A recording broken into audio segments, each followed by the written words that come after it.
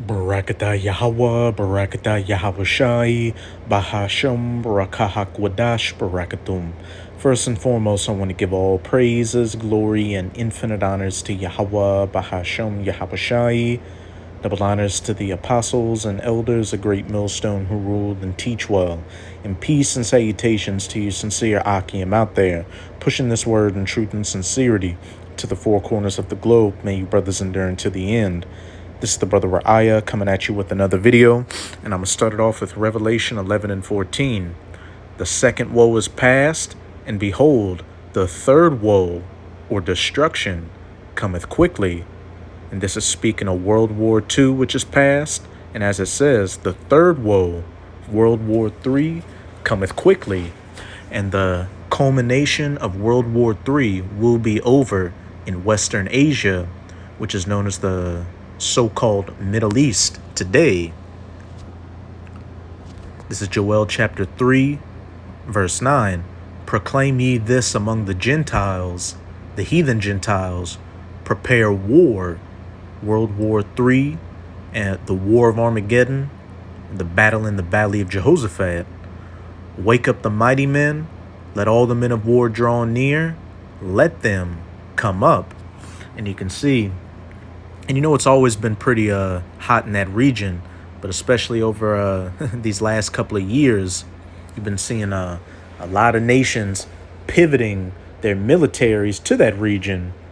You know, you had Russia build up its presence due to the Syrian civil war, and in the fallout of that October 7th situation with the state of Israel, and, you know, those Houthi rebels in the Red Sea, you've had the U.S. send more military personnel there. And, you know, right now, the U.S. has been moving a lot of hardware to Diego Garcia Air Base, which would be the air base to use for a strike against Iran. Beat your plowshares into swords and your pruning hooks into spears. Let the weak say, I am strong. And we've seen that with nations like Iran, who, whenever the U.S. or Israel throw threats at them, they say, look, we're ready to retaliate with destructive force. And within the last year or so, Iran has struck the land of Israel, which was, you know, unheard of for decades. Assemble yourselves and come, all ye heathen, and gather yourselves together round about. Thither cause thy mighty ones to come down, O Yahweh. And those mighty ones are the death angels holding back this great destruction, waiting to get the go-ahead to fully release it, you know, which is going to mainly happen after the mark of the BEAST, that micro C-hip implant in Revelation 13, verses 16 to 18, is mandatorily implemented. Let the heathen be awakened and come up to the valley of Jehoshaphat, which in the Hebrew is Yahweh's Shaphat, or Yahweh's judgment. For there will I sit to judge all the heathen round about, for afflicting the true children of Israel, who are known as the so-called Negroes, Latinos, and Native Americans today. And at the top of that list, as pursuant to Psalms 83, are the biblical Edomites, are these so-called white people. Put ye in the sickle, for the harvest is ripe. Come get you down, for the press is full. The fats overflow, for their wickedness is great. Multitudes, multitudes in the valley of decision, for the day of Yahweh is near in the valley of decision. And this brings me into a little bit of this video on Red Acted's YouTube channel that I'll be going into, titled Breaking: Israel Planning Attack on Iran Without U.S. Help. Trump team is furious. And this is just another example showing that the day of Yahweh is very near in the valley of decision. And, you know, it's the state of Israel that is heavily pushing for a war against Iran, which they're going to do something that's going to give them that war, and it's going to drag in the United States of America and these other nations down into the valley of decisions for Yahweh's judgment, Yahweh's Shaphat. But I'm going to start the video at the 5 minute and 15 second mark, and this is a fair use copyright disclaimer. I do not own any of the footage in this clip, nor do I stand to gain from it monetarily. It is simply for educational purposes. Insanity. What benefit would there be to the United States for the United States to help attack Iran? Zero. I mean, there's no benefit whatsoever. It makes no sense. It would escalate things so quickly. Look, would we curb stomp the you know what out of Iran in a country on country conflict? Absolutely. Do we want that? No. And you know, this guy, Drew Berquist, you know, later on he says, you know, he was put on to around 30 deployments for intelligence. So, you know, he had some capacity in the military. He got too used to fighting terrorists and insurgents, because back in the early 2000s, the military did a series of simulations, you know, in the hundreds, with the potential U.S. war against Iran. And 2/3 out of the time, Iran, you know, put up a defense and inflicted heavy damage on the United States of America's military forces. And that was back then. Iran is much stronger now. And then on top of that, nations like Russia and China are going to come in on the side of Iran, you know, when war finally does break out.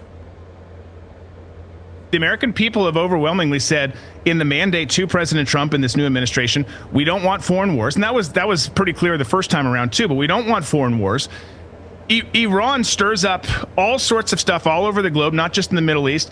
And this would absolutely escalate into something much, much bigger if we did this. There's no benefit. Look, we're so used to in this country and accustomed to fighting wars for the sake of wars. Oh, what if they've got bad intentions? They're close to nuclear weapons. All those things are true.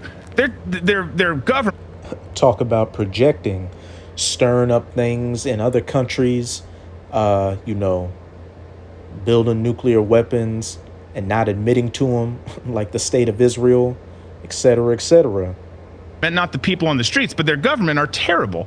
And they hate us so much, and they hate Israel.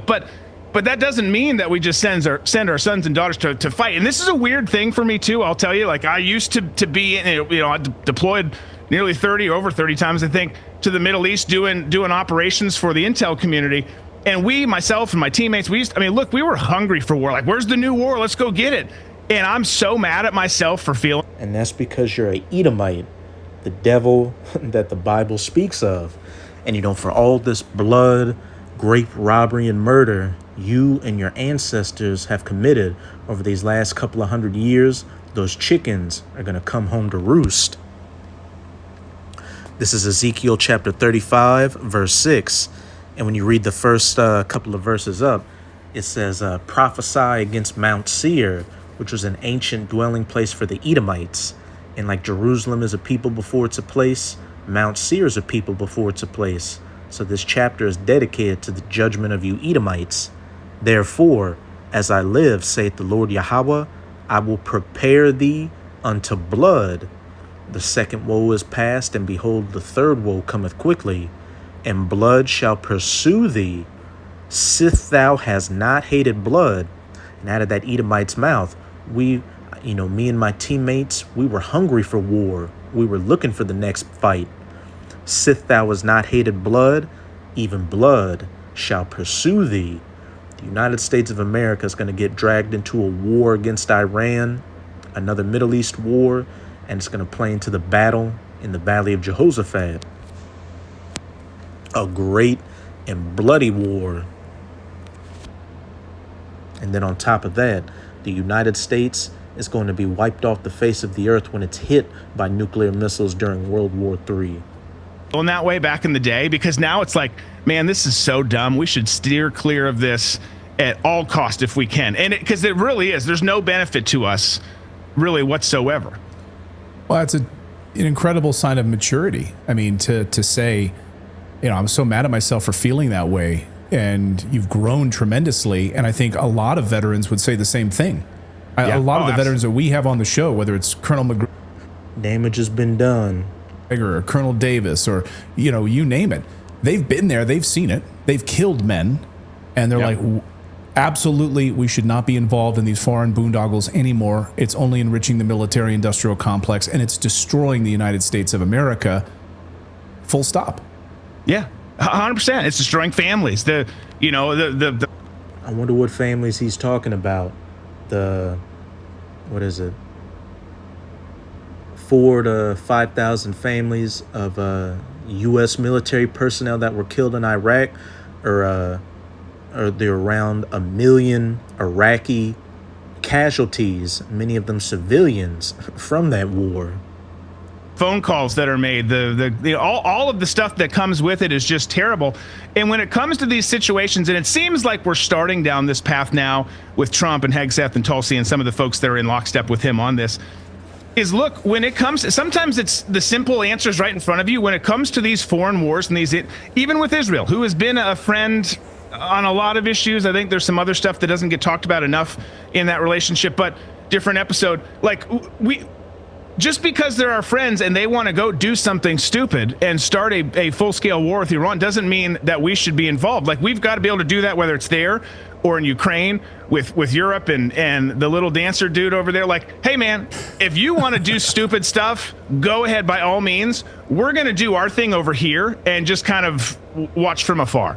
Like, we don't have to get involved in this. And historically, we always have. And in this case, you will as well. Because Trump in the U.S.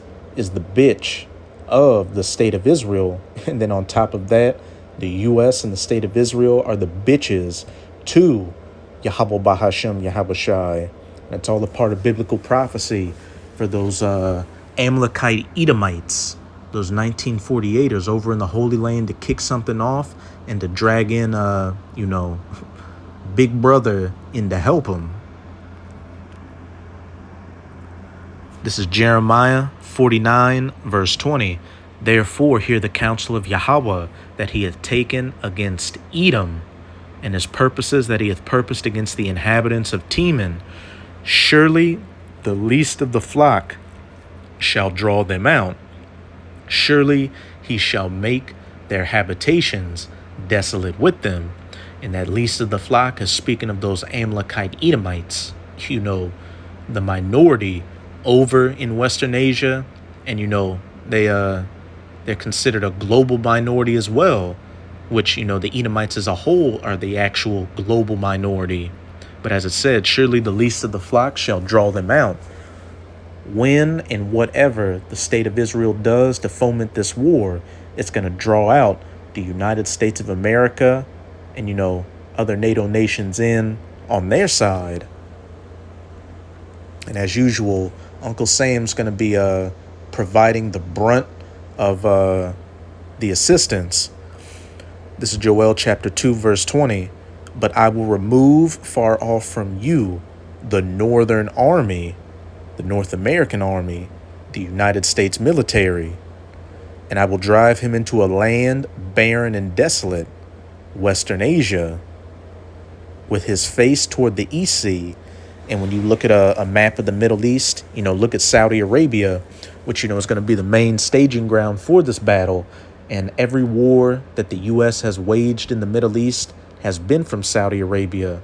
So to the east, you have the Persian Gulf, and above that, Iran. And to the northeast, you have the Tigris and Euphrates rivers in Iraq, where the U.S. also has a military presence. And his hinder part, or behind him, toward the utmost sea, the Red Sea, which the U.S. Navy has been engaged with the Houthi rebels in the Red Sea. And his stink shall come up, and his ill savor shall come up, because he hath done great things. Sith thou hast not hated blood, blood shall pursue thee. A great slaughter of U.S. military personnel over in the so-called Middle East. So if you're a U.S. service member that comes across this video and finds yourself eventually in the Valley of Jehoshaphat over in the Middle East, hey, come to terms with that being your resting place. But, not only is a 1948 or a war against Iran going to draw in the United States and NATO nations in on the side of the 1948ers, but on the side of Iran, it's going to draw out that bear Russia, which is also a part of biblical prophecy. This is Ezekiel chapter 38. I'm going to start at verse 2. Son of man, set thy face against Gog, the land of Magog, the biblical name for Russia, the chief prince of Meshech and Tubal, and prophesy against him, and say, Thus saith the Lord Yahweh, Behold, I am against thee, O Gog, the chief prince of Meshech and Tubal, and I will turn thee back and put hooks into thy jaws. The Lord putting those Russian Edomites back in that confrontational Soviet Union spirit. And I will bring thee forth and all thine army, horses and horsemen, all of them clothed with all sorts of armor, even a great company with bucklers and shields, their military might, soldiers, tanks, fighter jets, helicopters, artillery pieces, all of them handling swords, them being brought forth into that land, barren and desolate, the valley of Jehoshaphat. Verse 5, Persia, which is the ancient name for Iran, Ethiopia, and Libya with them, all of them with shield and helmet. Gomer, which is speaking of Turkey, and all his bands. And at some point, Turkey is going to completely betray the West and NATO to ally themselves with Russia. The house of Togarmah of the north quarters and all his bands, and many people with thee. Be thou prepared and prepare for thyself, thou and all thy company that are assembled unto thee, and be thou a guard unto them. When the least of the flock shall draw them out, draw out Gog to be a guard unto Persia. Which brings me to this article on the JerusalemPost.com. Putin ratifies Russia-Iran agreement to strengthen military and diplomatic ties. And it was posted on April 21st of 2025, the hopeful year of deliverance of the elect and the destruction of Esau Edom. The Kremlin chief signed the agreement with Iranian President Masoud Pezeshkian in January. Russian President Vladimir Putin has signed a law ratifying a strategic treaty with Iran. Russian state news agency RIA reported on Monday, Be thou prepared and prepare for thyself, and be thou a guard unto them. The agreement is expected to strengthen military and diplomatic ties between Moscow and Tehran. As part of the agreement, the two countries agreed not to provide military assistance to any third party with which the other is in a hot conflict. Third woe cometh quickly. According to the Kiev Independent, the agreement established a framework for the development of long-term cooperation between the two countries. Russian state media outlet TASS reported that the agreement covers all areas of strategic partnership, including defense, counterterrorism, energy, finance, transportation, industry, agriculture, science, and technology. So all the bases covered. So as we can clearly see, biblical prophecy continues to take place before our very eyes and is ramping up. And the day in the valley of decision is getting nearer and nearer. But now I'm going to jump to the 13-minute and 47-second mark. I hope that, hey, they took some Israel lobbying money during the campaign, but that is enough that's not enough for them to make changes inside their administration and go to war with Iran. No, thank you for, we still have Israel's support, but we are not going to put Americans in the line of fire in Iran, despite the fact that we took lobbying money from you for my presidential campaign. I hope that's the case. Drew, great to see you. Hey, well, they got that saying, shit in one hand and wish in the other, and see which one fills up faster. The least of the flock will draw them out and shall draw them out, and that third woe cometh quickly. So that's it with this video. With this video, I hope you sincere Akim and Akwath were edified. Just keep strong. We are almost out of this final wicked captivity of the heathen nations, chiefly of the Edomites. And as always, I'm going to say Abad Babal, Kwam Yasharala, and until next time, Shalom.